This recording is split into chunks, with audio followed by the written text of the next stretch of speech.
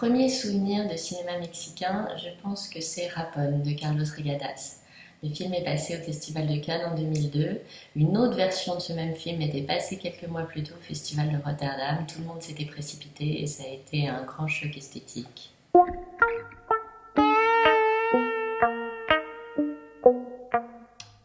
Le dernier film que j'ai vu, c'est Uzi de Pepe Vallier.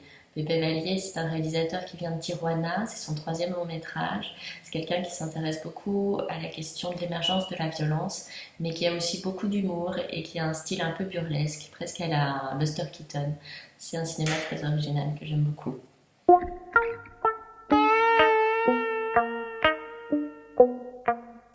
Mon conseil Netflix, ce serait Historia de un crimen, Colosio. Colosio, c'est ce candidat aux élections présidentielles en 1994 qui a été assassiné pendant la campagne. Et c'est une série très dense, très dure, avec un rythme qui au début est relativement lent et puis les choses s'accélèrent, c'est très prenant.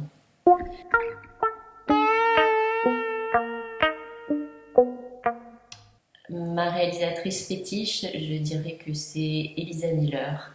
C'est une réalisatrice qui avait gagné la Palme d'Or du meilleur court-métrage à Cannes en 2008 et qui m'a accueillie très chaleureusement quand je suis arrivée au Mexique et qui est pour moi un peu un emblème, un symbole des femmes dans le cinéma. Elle a fait un film sur le désir qui s'appelle El placer es mío, le plaisir est pour moi, et qui est très original.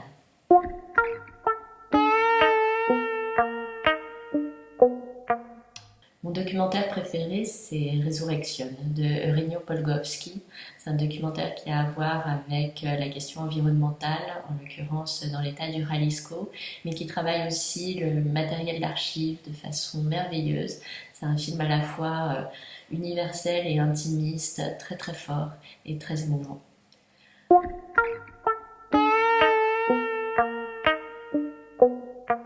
Pour s'immerger dans la culture mexicaine, parmi les films récents, je proposerais Le rêve de Mara Akame.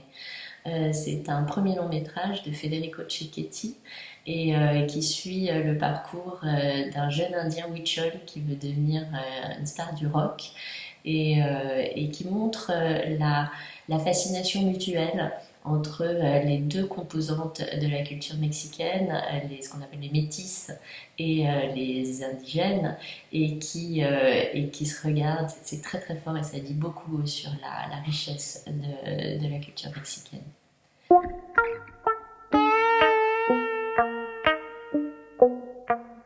Mon acteur préféré, j'ai envie de dire Luis Alberti. C'est un jeune acteur avec une présence formidable, on dirait Marlon Brando.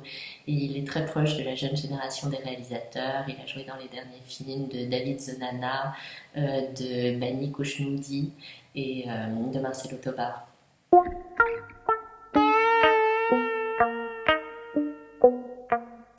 Mon actrice préférée, ce serait Danae Reynaud.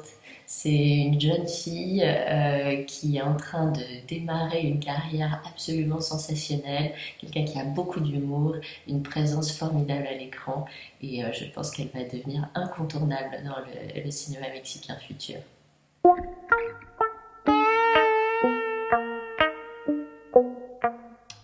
Le classique des classiques, Enamorada, amoureuse de Emilio Hernandez, bien sûr, avec Maria Félix. Et puis, j'ai envie de citer aussi un classique de la modernité, à savoir Canoa de Felipe Casals. C'est le film qui marque l'entrée du cinéma mexicain dans la modernité et qui a complètement influencé tous les réalisateurs aujourd'hui les plus reconnus, à commencer par Alfonso Cuarón.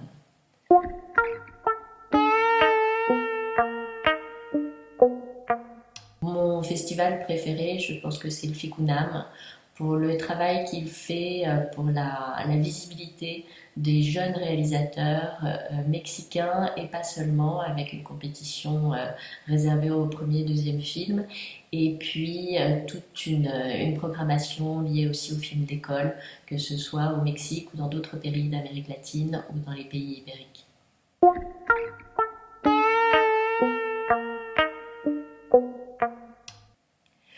Mon péché mignon, ce serait Lady Rancho, une comédie avec Danae Reno, complètement loufoque et assez hilarante.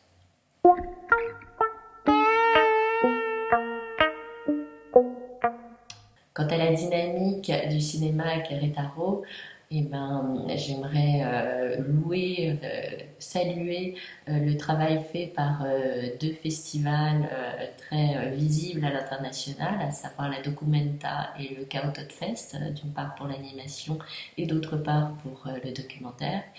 Et puis surtout, j'espère qu'une nouvelle expérience sur le modèle de celle qui avait été faite avec le Ciné Tonala Querétaro sera bientôt à nouveau mise en place dans la ville de Querétaro pour qu'il existe un lieu de programmation pérenne tout au long de l'année qui propose du cinéma d'auteur au public de Querétaro qui s'y intéressera évidemment et qui le mérite. Merci.